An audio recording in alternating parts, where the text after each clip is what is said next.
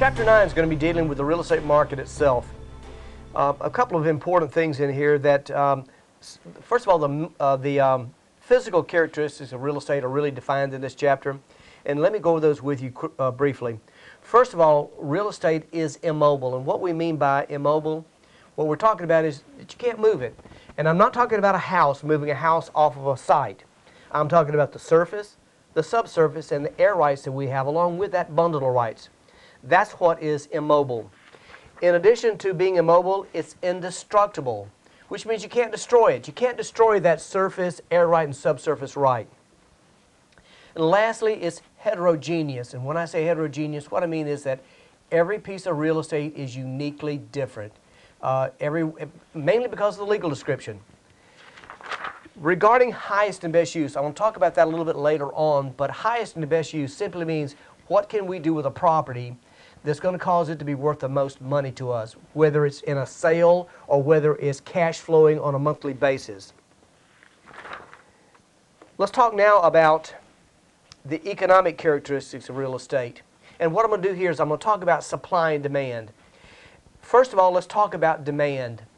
Demand are those individuals that want real estate.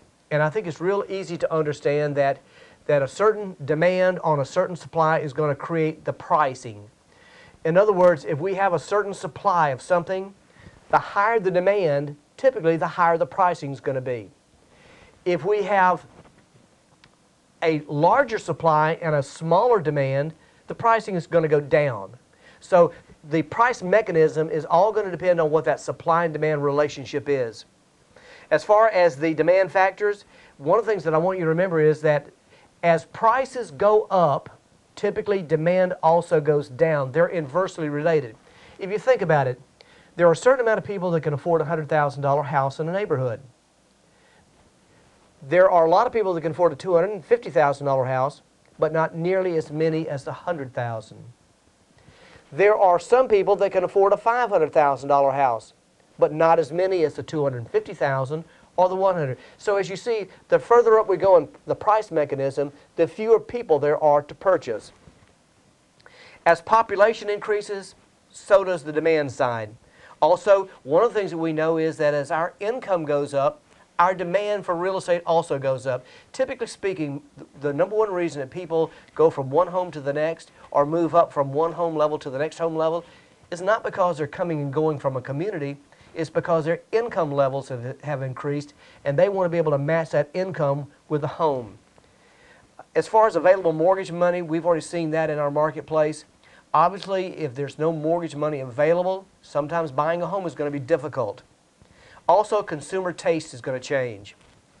Regarding the supply side, this has to do with the housing industry itself. And if you think about some of those things that we do that causes price, the more skilled labor cost, the higher the price is going to be. The more the materials cost, the higher the price is going to have to be. So a lot of your developers and builders, as they're making plans to build, they have to analyze these price mechanisms because the more it costs them to buy supplies and to have people come in and build it, the higher the price of that home is going to be.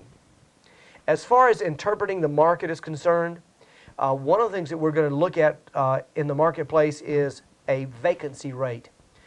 Typically speaking, if we're talking about rental properties, a real good vacancy rate might be 5%. If you're running a 5% vacancy, that tells you that you're really doing well with your price mechanisms. If you're running 100% occupied, chances are your rents are too low. The word situs is going to be important to you, so you might as well know it. Situs is that uniqueness of location combined with immobility. And the state likes to test that, I've got to tell you. Also, one of the things that you're going to have to remember is the difference between a buyer's market and a seller's market. I think the easiest way to remember the difference between the two is who is in the minority. Whichever one is in the minority is going to rule. In other words, if there are fewer buyers, it's going to be a buyer's market. That means that there's a fewer demand with a larger supply.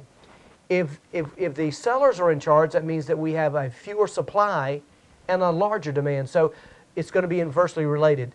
In a seller's market, the sellers are going to rule, and typically speaking, those prices are going to go up. And that's about all we have in Chapter 9 in terms of the market itself. So why don't we do a Chapter 9 review real quick. To begin with, the physical characteristics are their real estate is immobile, heterogeneous, indestructible.